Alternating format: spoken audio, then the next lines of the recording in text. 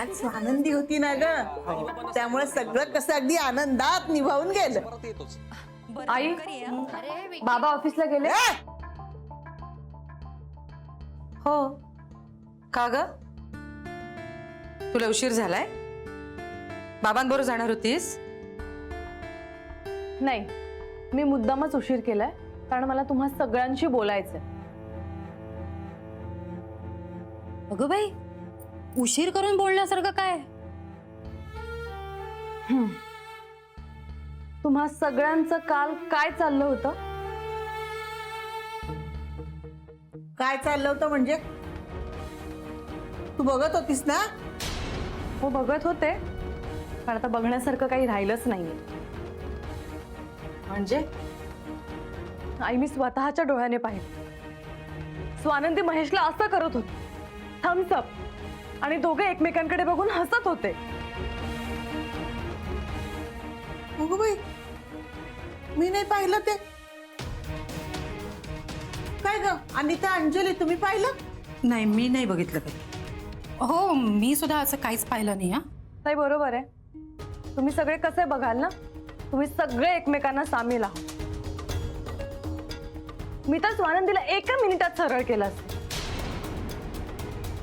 पण तिथे बाबा होते ना, बाबांच्या मते मी तर वाया गेलेलीच आहे. लगेच त्याने काही विचार न करता स्वानंदीची बाजू घेतली असते. अच्छा अच्छा, म्हणजे म्हणून तू भाऊजी बाहेर जाण्याची वाट बघत होतीस का? हो, कारण वसंत देशपांडेने एखाद्याची साईड घेतली ना की सगळे त्याच साईडने जातात. संपदा, अगं काय बोलतेस तू? निदान त्यांना तरी सोड. आमचं तर सगळ्यांचं पाय पुसणं केलंच आहेस तू. बाबांबद्दल तरी जरा आदराने बोल ना. त्याला वाईट वाटू नये म्हणून केलं असेल स्वानंदीनं. तू म्हणतेस तसं काय ते अंगठ्याची खूण. त्यांचा पाहुणा होता ना तो, मग त्याची काळजी ते नाही घेणार तर कोण घेणार ग? आजी, उगाचच घ्यायची म्हणून तिची बाजू घेऊ नकोस. अगं, त्यांचा पाहुणा होता तर त्यांच्या घरी का नाही गेला तो? इथेच याच घरी कसा आला तो? आणि नेमका तो पाहुणा महेशच कसा? मी इथे असताना का आणलं तिने त्याला? तिला माहित होत त्याला बघून मला त्रास होईल तरी सुद्धा तिने मुद्दाम इथे आणलं त्याला. का? तुला का त्रास होईल? नाही म्हणजे महेश तर तुझी दखलही घेत नव्हता. याचाच त्रास झाला ना मला. का? तुला का त्रास झाला? तू तर त्याच्या नावाचं मंगळसूत्र सुद्धा बांधत नाहीस गळ्यात.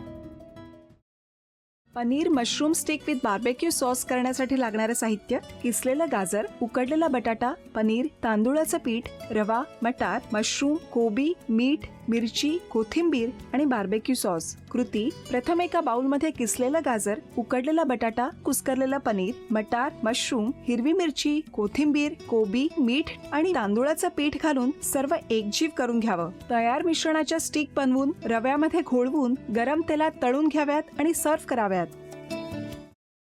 मामी, कोणता भक्त हाक मारतो आहे? ध्यानात इतके मग्न आहात. बाणाईला भेट घ्यायची आहे देवी.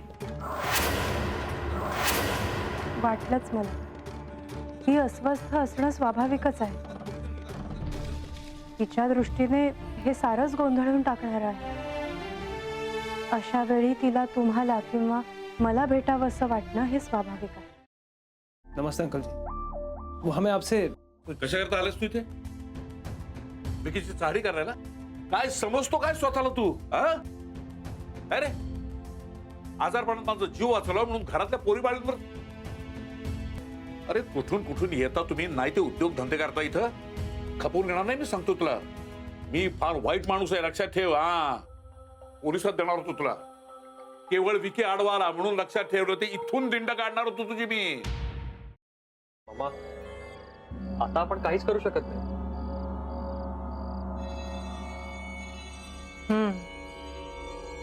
पण आर्चिस, हे असं कसं शक्य आहे? आपण तर सगळे आवाज रेकॉर्ड केले होते ना, राईट? हो. मग हे असे कोणते आवाज रेकॉर्ड झाले जे आपल्याला ऐकूच आले नाहीत? I mean how can it be possible?